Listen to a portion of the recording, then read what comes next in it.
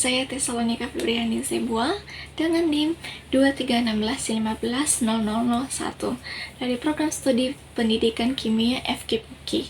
Minggu lalu kita sudah belajar tentang protein. Sekarang kita akan belajar tentang lipid.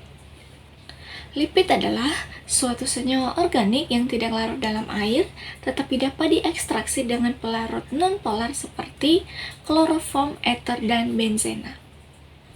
Senyawa organik ini terdapat dalam semua sel dan berfungsi sebagai komponen struktur sel, sebagai simpanan bahan bakar metabolik, sebagai bentuk untuk mengangkut bahan bakar, sebagai komponen pelindung dinding sel, dan juga sebagai komponen pelindung kulit dari vertebrata.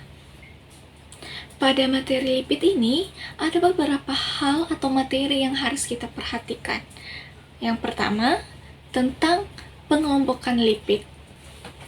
Lipid dikelompokkan menjadi beberapa bagian menurut sifat kimia dan sifat fisiknya. Di sini, Lord telah membagi lipid menjadi beberapa bagian. Yang pertama yaitu lipid sederhana. Nah, lipid ini disebut sebagai homolipida, yaitu suatu bentuk ester yang mengandung karbon, hidrogen, dan oksigen. Lipid sederhana ini juga dapat dibagi menjadi dua golongan. Yang pertama itu lemak, ester lemak, dan gliserol. Kedua, lilin, yaitu ester asam lemak. Kemudian ada lipid majemuk atau compound lipid. Lipid ini berupa ester asam lemak dengan alkohol yang mengandung gugus lain. Contohnya, fosfolipida, cerebrosida atau glikolipida, sulfolipida, aminolipida, dan lipoprotein. Dan yang terakhir yaitu derivat lipid. Derivat lipid merupakan hasil hidrolisis kelompok yang telah disebut terdahulu. Terdahulu ini termasuk ke dalam golongan yang pertama itu seperti asam lemak, gliserol, steroid, alkohol, aldehida, dan keton. Kandungan hidrokarbon dalam lipid diturunkan dari polimerisasi yang diikuti dengan reduksi rantai yang terbentuk.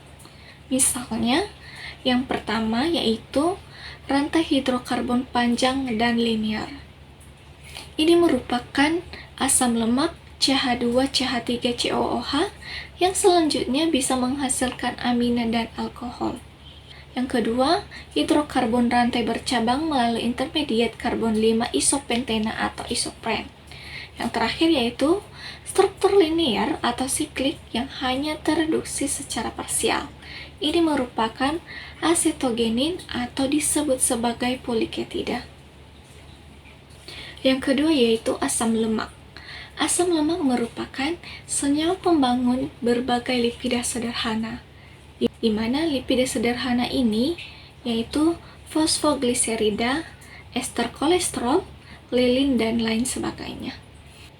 Asam lemak ini bervariasi panjang rantainya serta derajat ketidakjenuhannya. Rantai ini bisa juga mengandung ikatan rangkap. Perbedaan sifat asam lemak justru terletak pada panjang rantai serta jumlah dan posisi ikatan rangkapnya. Asam lemak yang terdapat pada hewan dan tumbuhan umumnya ialah asam lemak dan jumlah atom karbon genap yaitu antara 14 hingga 22, sedangkan asam lemak yang banyak dijumpai mempunyai jumlah atom karbonnya sebanyak 16 dan 18. Asam lemak tak jenuh mempunyai titik cair lebih rendah dibandingkan dengan asam lemak jenuh. Prostaglandin dinamakan pertama kali karena didapatkan pada kelenjar prostat, biri-biri, dan mamalia. Tetapi ternyata prostaglandin ini ditemukan juga pada semua jaringan dan alat tubuh walaupun dalam jumlah sedikit. Prostaglandin ini mempunyai aktivitas farmakologis dan biokimia pada jaringan otot seperti merangsang kontraksi, pada pembuluh darah seperti merendahkan tekanan darah, dan bertentangan dengan daya kerja vasopresin. Prostaglandin ini secara in vivo disintesis dari asam arakidonar. Berikut ini ada beberapa asam lemak yang sangat penting dalam tubuh. Yang pertama yaitu asam jenuh, di mana terdiri dari asam palmitat dan asam stearat. Yang kedua, dalam asam lemak tak jenuh, ikatan rangkap harus selalu milik konformasi cis atau asam permitoreat. Yang ketiga yaitu dalam asam lemak poli tak jenuh atau polysaccharides, ikatan rangkap jarang yang terkonjugasi seperti asam linoleat. Yang ketiga yaitu sifat-sifat asam lemak. Asam lemak merupakan salah satu komponen utama penyusun asam lemak yang memiliki sifat khas baik secara fisika maupun kimia. Asam lemak memiliki sifat amfipatik, yaitu memiliki dua latihan bagian berbeda baik dalam suatu molekul. Bagian kepala bersifat polar atau hidrofobik karena mengandung gugus karboksil, yaitu minus COOH, sedangkan bagian ekornya berupa rantai hidrokarbon yang bersifat nonpolar atau hidrotabik. Sifat ini menyebabkan asam lemak dapat berinteraksi dengan air dan juga zat nonpolar. Asam lemak dapat dibedakan berdasarkan tingkat kejenuhannya. Asam lemak tak jenuh ini memiliki ikatan rangkap dalam rantai karbonnya, sehingga strukturnya berbentuk seperti lurus dan mudah tersusun rapat. Biasanya terbentuk pada suhu ruang. Sifat fisika asam lemak dipengaruhi oleh panjang rantai karbon dan jumlah ikatan rangkap. Semakin panjang rantai karbon, maka titik leleh dan titik didihnya semakin tinggi. Namun, semakin banyak rangkap atau ikatan rangkapnya, maka titik lelehnya semakin rendah. Struktur asam lemak jenuh dan asam lemak tak jenuh sangat berbeda sekali. Apabila dua ikatan rangkap pada rantai hidrokarbon asam lemak, maka akan didapat isomer geometrik. Pada asam lemak jenuh, ujung rantai hidrokarbon terkonfirmasi tak terbatas karena tiap ikatan tulang karbonnya dapat dengan bebas berotasi. Sedangkan asam lemak tak jenuh berotasi kaku karena adanya rantai ikatan rangkap. Bentuk cis kurang stabil jika dibanding dengan bentuk trans, karena itu dengan katalis berbentuk cis bisa berubah menjadi bentuk trans. Yang keempat yaitu lemak netral atau asilgliserol. Lemak netral disebut juga sebagai asilgliserol atau gliserida. Lemak ini merupakan komponen utama lemak simpanan pada sel-sel hewan dan tumbuhan, terutama pada jaringan adiposa vertebrata. Asam lemak biasanya tidak berdiri sendiri, tetapi berikatan dengan gliserol dan membentuk senyawa yang disebut sebagai asilgliserol. Asilgliserol merupakan bentuk utama lemak dan minyak yang banyak ditemukan pada makanan dan tubuh makhluk hidup. Triasilgliserol ialah gliserol, di mana semua gugus hidroksinya diganti oleh asam lemak. Bila ketiga gugus hidroksinya diganti oleh salah satu macam asam lemak, maka disebut sebagai triasilgliserol sederhana. Contohnya, tripalmethyl glycerol atau sering disebut tripalmitin. Triasilgliserol ini mempunyai satu atom karbon asimetris dan mempunyai konfigurasi elektron sesuai dengan L-glyceryldehyde. Gliserida dapat dihidrolisis dengan asam dan basa, serta enzim lipase yang terdapat pada cairan penyabunan. Sedangkan lilin adalah asam lemak berantai panjang dari alkohol monohidrat.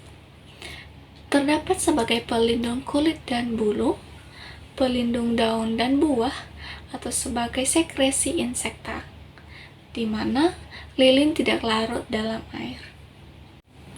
Yang kelima yaitu fosfolipida. Lipida ini disebut juga sebagai gliseral fosfatida dan merupakan derivat dari asam fosfatida itu sendiri. Fosfolipida banyak terdapat pada bakteri, jaringan hewan, dan tumbuhan. Fosfolipida yang disebut sebagai fosfatidil entenomelanin dan fosfatidikoladin biasanya terdapat pada membran dan hanya sedikit sekali. Fosfolipida ini terdapat pada simpanan asam lemak. Yang ketujuh yaitu sfingolipida. Sfingolipida ini merupakan salah satu jenis lipid kompleks yang memiliki peran penting dalam struktur dan fungsi membran sel, terutama pada sel saraf. Sfingolipida ini tersusun dari molekul dasar yang disebut sfingosin, di mana sfingosin itu yaitu suatu alkohol asam amino berantai panjang. Sfingosin ini kemudian berikatan dan asam lemak membentuk senyawa yang disebut ceramide, di mana menjadi suatu inti dari semua sfingolipida. Sfingolipida tidak hanya sedikit terdapat pada depot-depot lemak, tetapi paling banyak didapati pada jaringan otak dan saraf. Sfingolipida ini juga didapati pada membran sel tumbuhan dan sel hewan. 8 yaitu glikolipida. Glikolipida ini merupakan salah satu jenis lipid kompleks yang tersusun atas molekul lemak yang berikatan pada gugus karbohidrat. Senyawa ini banyak ditemukan pada membran sel, khususnya pada bagian luar membran plasma. Secara struktur, glikolipida biasanya terdiri dari dua bagian utama, yaitu bagian lipid di mana yang bersifat sebagai hidrofobik atau tidak suka air, dan bagian karbohidrat di mana yang bersifat hidrofobik atau suka air. Bagian lipid akan tertanam di dalam lapisan membran, sedangkan bagian karbohidrat akan menonjol keluar ke permukaan sel. Glikolipida ini memiliki peran penting dalam fungsi pada tubuh. Salah satu fungsi utamanya adalah sebagai penanda atau identitas sel. Glikolipida yang paling sederhana ialah glikosil diasilgliserol yang terdapat pada tumbuhan dan mikroba. Dan yang terakhir yaitu steroid. Steroid dan terpana termasuk lipida yang tak tersabun. Artinya, jika dihidrolisis dengan basah dan tidak menghasilkan sabun, keduanya baru dapat dipisahkan dari lemak sesudah proses penyabunan. Steroid banyak terdapat di alam, di antaranya dalam jumlah yang terbatas, tetapi mempunyai aktivitas biologis yang terbatas. Namun mempunyai aktivitas yang paling penting yaitu asam empedu, hormon seks betina dan jantan yang lebih banyak yaitu golongan sterol, contohnya kolesterol, lenosterol, fitosterol, dan mikosterol. Sterol lain adalah lenosterol yang terdapat pada pelindung wol yang bersifat lemak. Lenosterol ini juga merupakan senyawa antara dalam biosintesis kolesterol. Sterol yang terdapat pada tumbuhan ialah stigmasterol dan mikosterol.